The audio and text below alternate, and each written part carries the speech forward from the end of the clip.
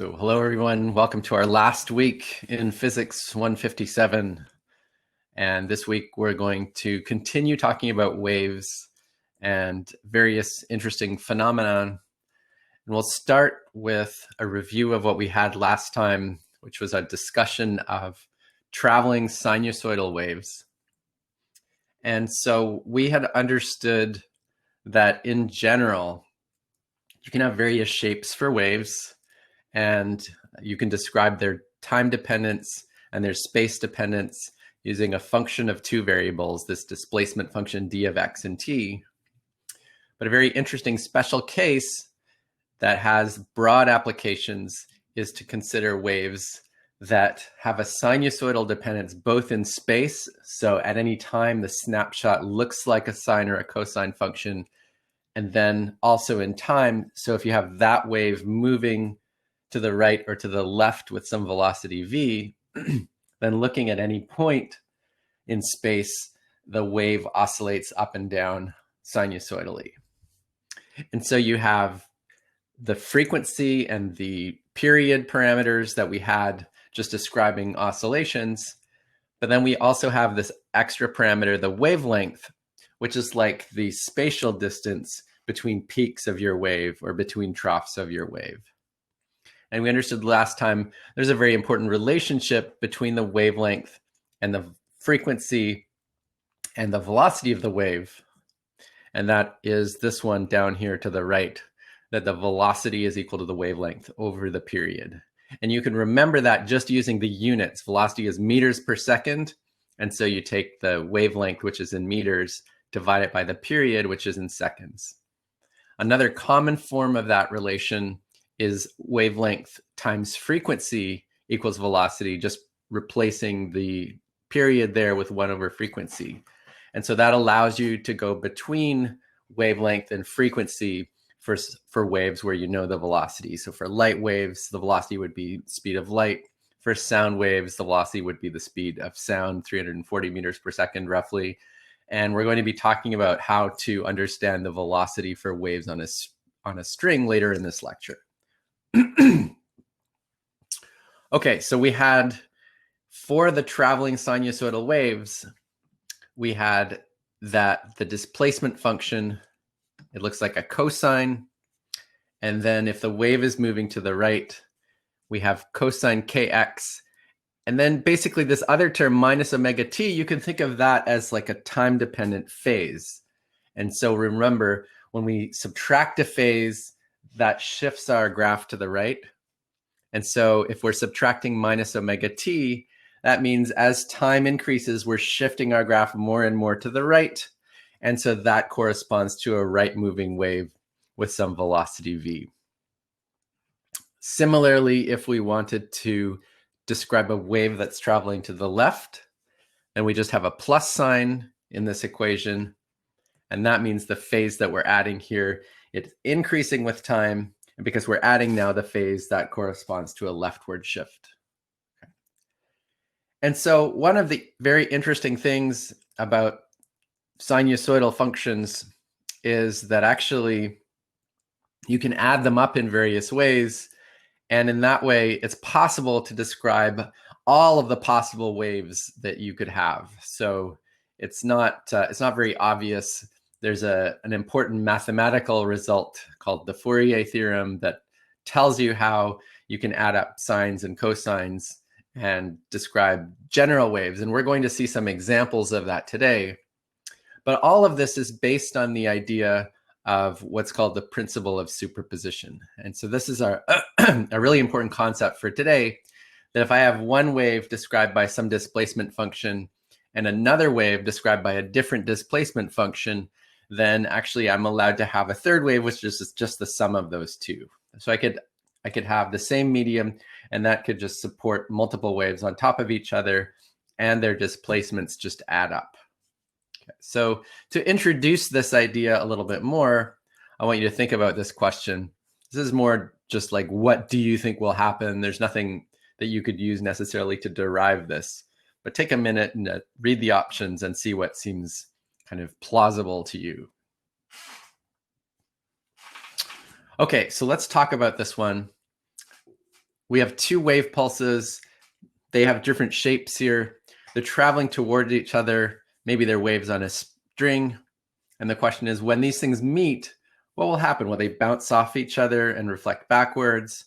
Will they kind of destroy each other? And then there's like a little bit of random fluctuation after that.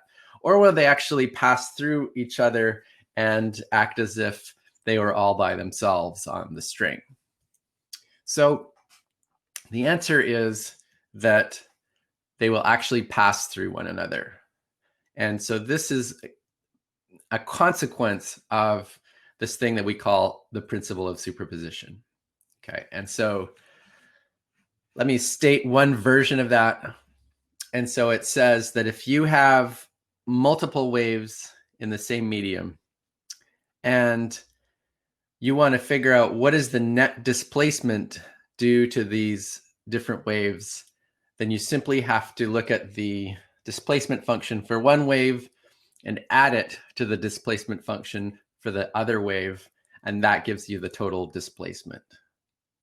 Okay, and so basically what that means is that when these two pulses come together, then you just look at what the displacement function for the first one is or would have been if it were all by itself, and you just look at what the displacement function for the other one would have been, and then you just add those up wherever those would be. So if we wait a couple of seconds, so those would be on top, then you just add the first shape to the second shape, and that's going to be the shape of your wave. And then after further time, when these two things would have passed by each other, then it just goes back to what it would have been if those waves were all by themselves. So let me give you an example to work through. Here's a question where we have these two triangular wave pulses. They're traveling at 1 meter per second towards each other. And your job is to sketch what is the displacement going to look like 1 second after this original picture. So take a minute to think about what that would look like. Okay. So let's look at this. Maybe I'll sketch this out for you. So we'll start with the top picture, okay, where we have these various waves. So we have the first one, the second one. They're both triangular pulses, and they're both moving at 1 meter per second. And so in the question, it says, what does it look like after 1 second passes? And so let's think about the waves individually first. So if we just had the left wave, and then after 1 second, what it would look like is, so it moves at 1 meter per second, so it moves 1 meter. Okay, and so it would be there where I've drawn the blue dotted lines.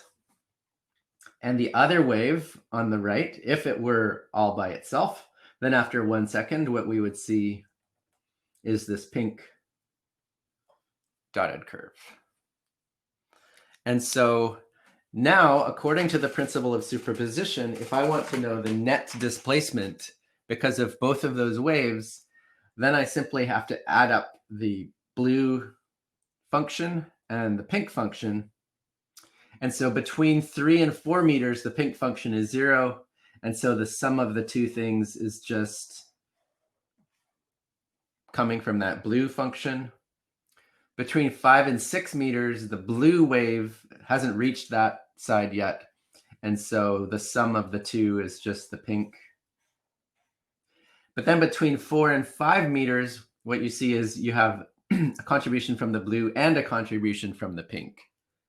And so we need something that connects the two sides. And because we're adding up straight lines, mathematically, if you add up y equals mx plus b and another y equals mx plus b, so if you add two lines, you're always going to get a line. And so the only possibility is that the final displacement function connects in a straight line from this point to this point.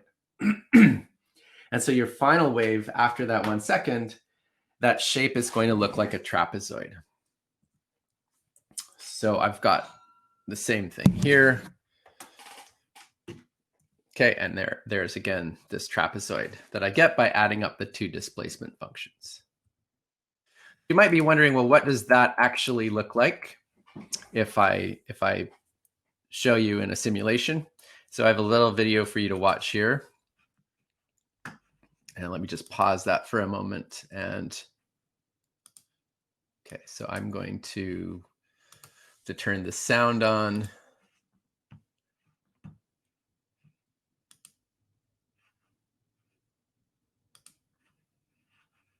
All right, so now you should be able to hear it when I start it. And let's go.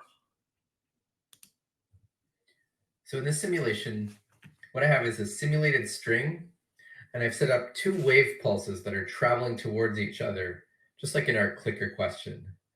And so what I want to do is start the simulation, and then we'll watch to see what happens with the wave pulses as they hit each other.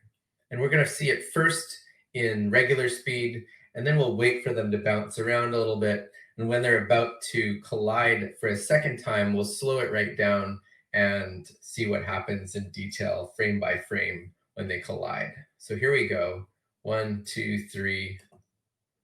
Okay, so you see they passed right through, and now the wave pulses are still traveling on the string. They didn't destroy each other. One of the interesting things is that you notice when they hit the left side, they actually flip over. That's a property of waves reflecting off an interface. And so on the left side, it's a fixed end, and the waves will flip over. On the right side, it's a loose end, and they maintain their orientation. So we've got to the point again where they're about to collide. And so now I want to slow it right down. I'm going to go frame by frame and see what happens as these waves collide. And so this should give us the answer to our clicker question. And so here we go. So that's the point where they first touch. And then we want to wait a little bit longer than that. Okay, and so this is the point where the peak of one wave would line up with the front of the other wave, just like in the question. And you see that the answer is this kind of a trapezoid shape. Okay, and then if we keep going from there, it reaches eventually a big triangle when the two waves are right on top of each other. So the triangles just add up. And now we keep going, and eventually those waves just pass right through each other, and then they keep going. So just watch that a little bit more. There we go. All right, so let me get rid of that.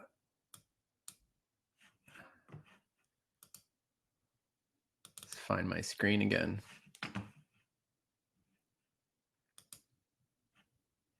Oops, there we go. Okay, so that was the principle of superposition as applied to some localized wave pulses, and it allowed us to understand what the shape of the wave was at all times, even when the pulses were on top of each other. The next application is going to be to think about waves that are actually completely spread out. So I'm going to think about a right-moving sinusoidal wave and add that to a left-moving sinusoidal wave. And so the principle of superposition says that because I could have the right-moving wave and the left-moving wave, I could also imagine a scenario where I have both of those waves existing at the same time on the same string. And to figure out what that net result would be of having both of those waves, all I have to do is just add up the functions. So I've written the two functions for the right-moving wave and for the left-moving wave. I'm going to assume that they have the same amplitude for both and the same frequency and wavelength for both. And then it turns out that you get a very simple result. So the way that we're going to add them up is to use a trigonometric identity, just our cosine addition formula, which you remember, if you have a minus sign inside the cosine, then that gives you the product of the cosines plus the product of the sines. And then for the other function, which is describing our left moving wave, we have a plus sign instead of the cosine in the cosine. And that means that with the cosine addition formula, you get the product of the cosines minus the product of the sines. And so now if I add up those two waves, what I end up with is the second terms canceling. And then I just get the cosine of kx times the cosine of omega t. Okay, so that's quite a different thing than having the kx and the omega t inside the cosine. So this one or this one, those just corresponded to a fixed shape, and then it moved to the left to the right. For this thing, what you notice is that let's look at the time dependence first. Okay, so there are certain times in this case when the entire wave is flat. Okay, when cos omega t is equal to 0, then the entire wave flattens out. And then there are other times when that cosine is 1 or minus 1. And so it seems like the whole amplitude is oscillating.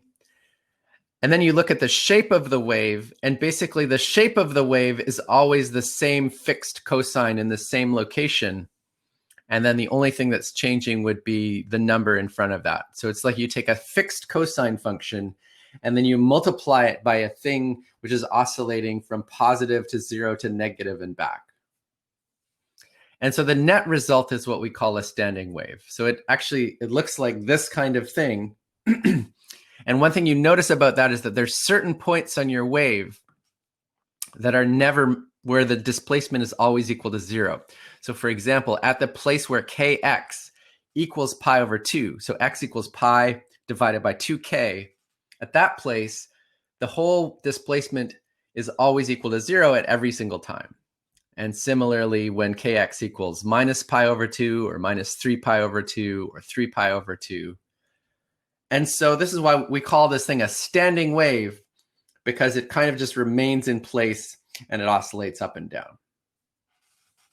So that sort of thing is something that happens all the time. It turns out when you have a medium, for example, a guitar string, where the displacement is fixed to be 0 at two ends. So where you have a finite amount of string and you fix the displacement to be 0, for example, because you have a guitar string which is attached to the two ends. Okay. So I think I already said all these things. Just a little bit of jargon. These places where the wave is not moving at all, so where the displacement is always 0, those are places that we call nodes. And places between the nodes where you have the maximum amplitude, those are what we call antinodes. Okay. So I want to actually think about the application of this thing to a guitar string, or perhaps to a platinum wire stretched between 2 points on a gold frame, as you remember from our second homework. So the question here is, what are the possible wavelengths for standing waves on a guitar string with this length? Okay. So I want you to think about that for a little bit. So you've understood what standing waves look like in general. And now I'm saying, suppose that we wanted to have some of those standing waves on this particular guitar string. What could the wavelengths be? Could they be anything, or is there some constraint? So take a minute to think about that. And the hint is to try to draw the shapes of these possible waves.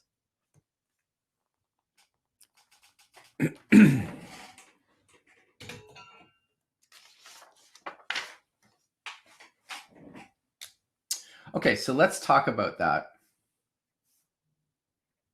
So first of all, like, what is the reason why only certain wavelengths are allowed? Well, the reason is that the two ends of this string are fixed. And so we have to have 0 displacement at this point and at this point. And so if we think about drawing a standing wave, we have to draw something where the nodes are at those two ends. And so, for example, I could draw this picture, and I could have this thing oscillate up and down.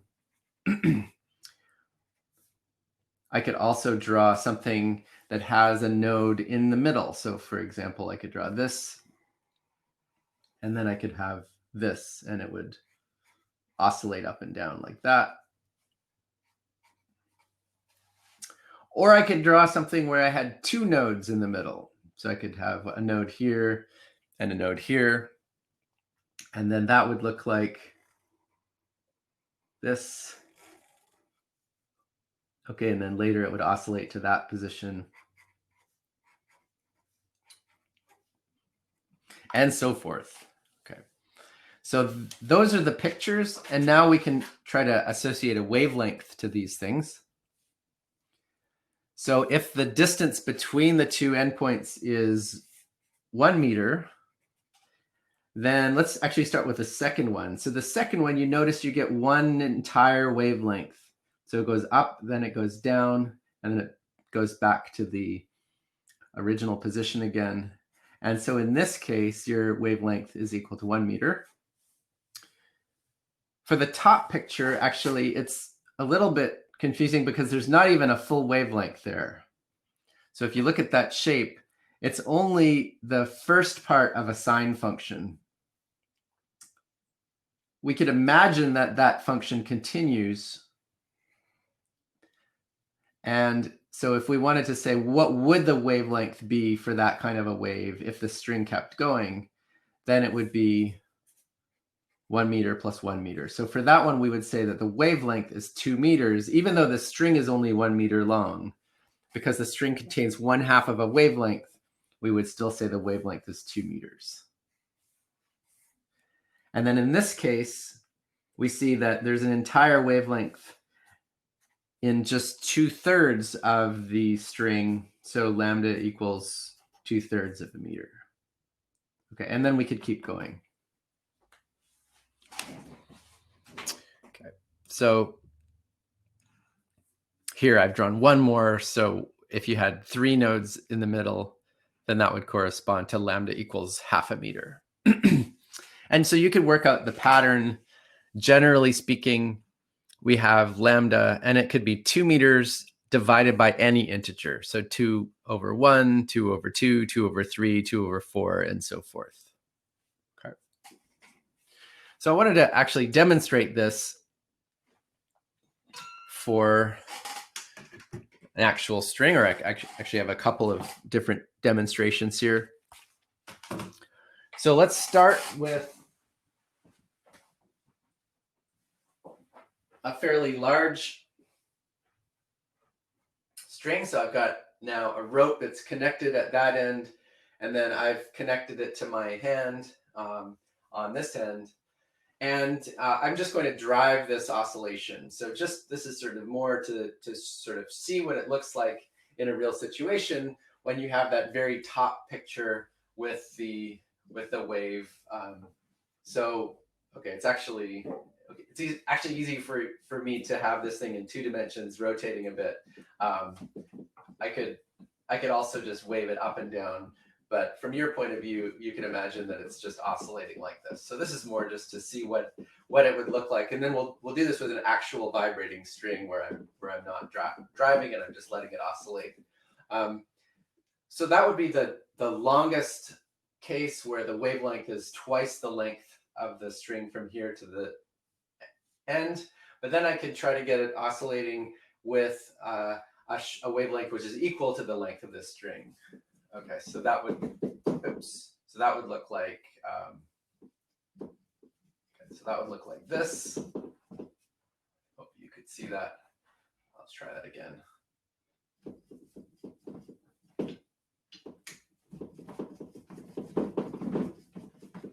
Okay, there we go. So that looks pretty good. So one thing you might notice is that in order to get that second oscillation with a shorter wavelength, I ended up having to drive it a lot faster, so at a higher frequency. So let's actually now see the same thing, but on an actual vibrating guitar string. So I have my guitar here. And so the thing that I want to show you is that a single guitar string of a fixed length can have these different waves living on it with different wavelengths. And so I'll bring this closer.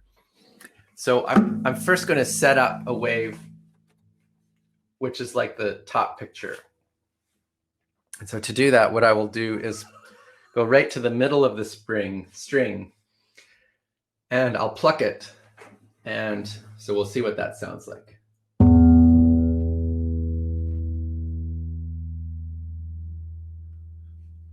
Okay, so I'm using the longest, the thickest string on the guitar.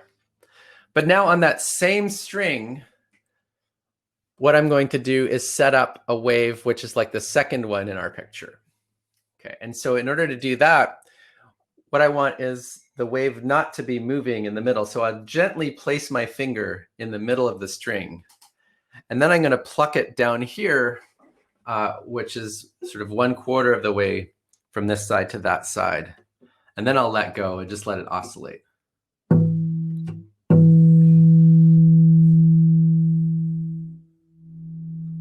Okay, so you see, it's hard to see it oscillating, but you can hear that it's very different. Here is the first one.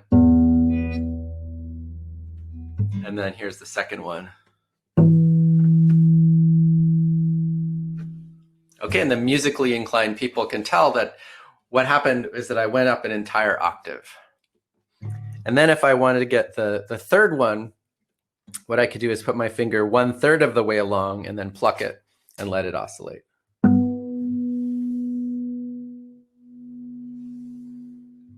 Okay, so here was the second one.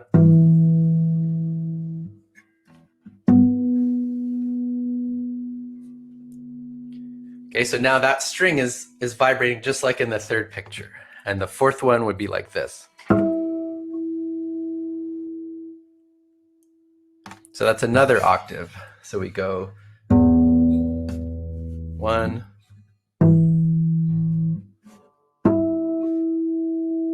Okay. So that fourth one on the picture, that was 1/4 of the original wavelength, and then that turned out to be 2 octaves higher.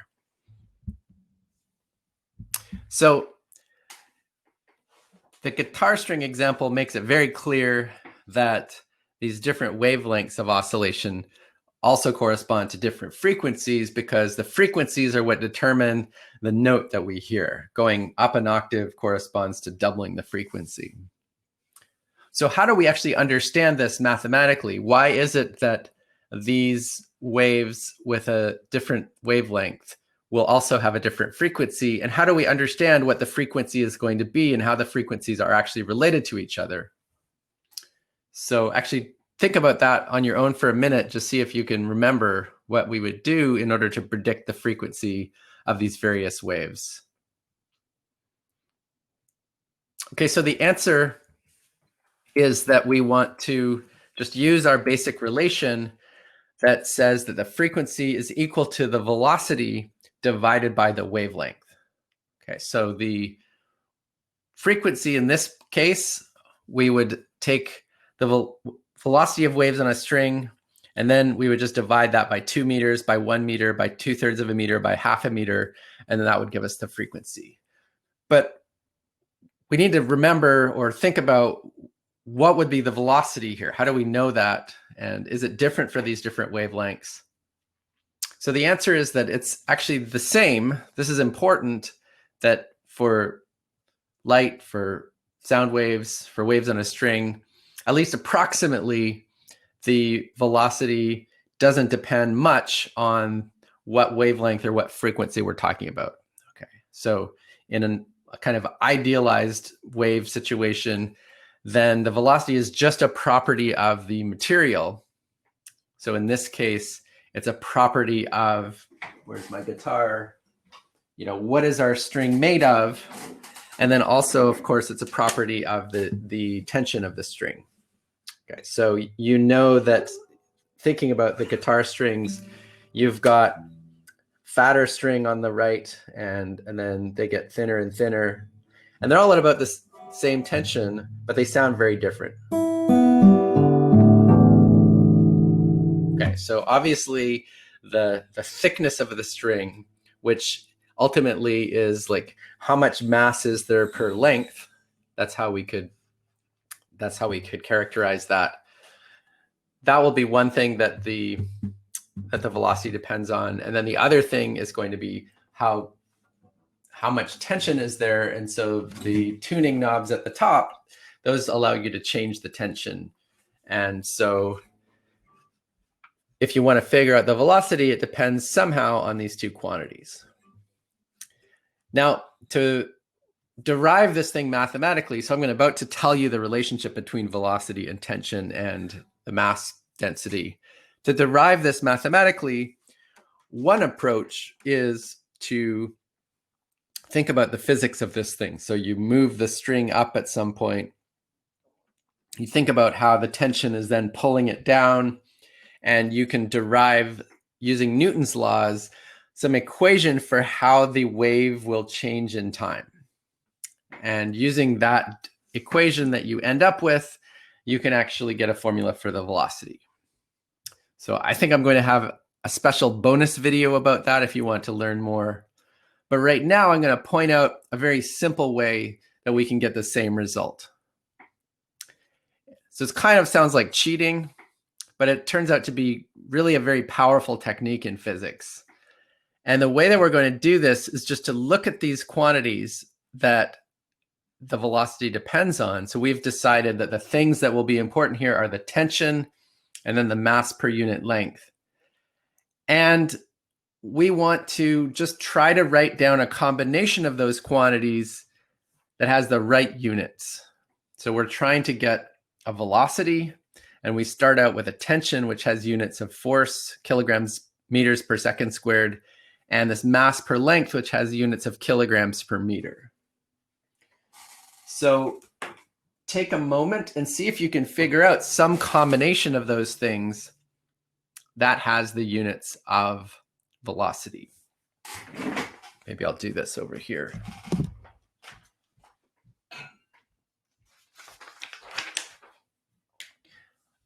So writing those down again,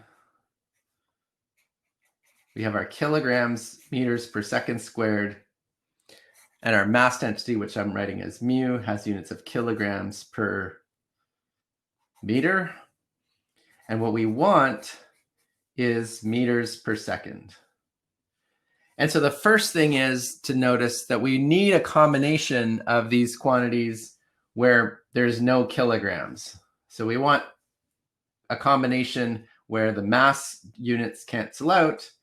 And so as an example, we could take tension divided by mu. And so let's look at the units of that. So there the kilograms cancel out, and the units of that turn out to be meters squared per second squared. What we want is meters per second. And so now we notice that if we just have the square root of the tension divided by the mass parameter, then that gives you units of meters per second. Okay, and so if there is a formula that relates V to tension and mass parameter and the mass density, it actually has to be this formula because that's the only thing that has the right units. The only other thing we could have would be a numerical constant. But it turns out that that constant is just equal to 1. Okay, and so the correct formula for the wave velocity on a string in terms of the tension and the mass parameter is exactly the square root of the tension over this mass density.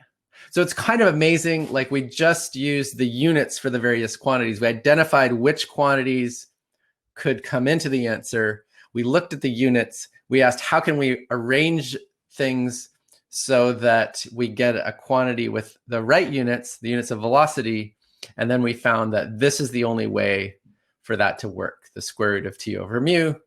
There could have been a numerical constant out in front, but there isn't. Okay, and so it's kind of amazing. This is called dimensional analysis. It's used often in physics. It's a quick way to make sure everything is working out. So it's really just checking units. And I think I wouldn't have had any idea if you just asked me what is the proportionality between the mass density on the string and the velocity of waves. I wouldn't have had any idea, really. I might have guessed that if you have more mass density, then the wave would be slower, but I would have no idea that there'd be this square root. Okay, so it's kind of an amazing technique. Okay, if you want to see the detailed mathematical derivation, then I'll provide a link to a bonus video about that. So let's summarize. What we've now got is we've got all the tools to predict these frequencies for waves on a string or in many other situations, given the wavelength and given the properties of the material. Okay, and so for example, we could answer a question that I'm sure you've all been wondering about since the first couple of weeks of term, which is when they started that very serious skipping and clapping race in the island nation of Bethithix, what was the note? So you pluck this platinum string that's at a tension of 800 newtons and has a wire diameter of 1 millimeter. What did it sound like? So now you are able to predict this, because given the tension, given the wire diameter, and the density of platinum, you can predict the velocity. And given the velocity and given the wavelengths that are possible, you can predict the frequencies. And so I'm going to leave you with that. We'll talk about it at the beginning of next class. And so until then, have a good week.